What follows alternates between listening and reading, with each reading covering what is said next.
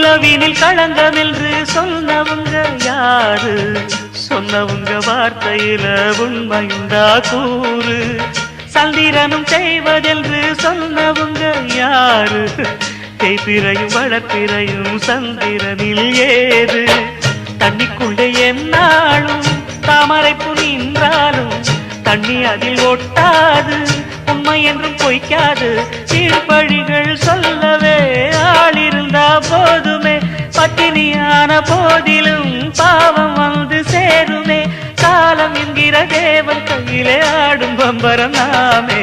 சாமிகளே சாமிகளே சொந்த கதை கேளுங்க, நீதிகளை நியாயங்களை கேட்டுட்டு சொல்லிடுங்க. உள்ளத சொன்னா குத்தமில்ல, உள்ளத்தில் இங்கு கள்ளமில்ல.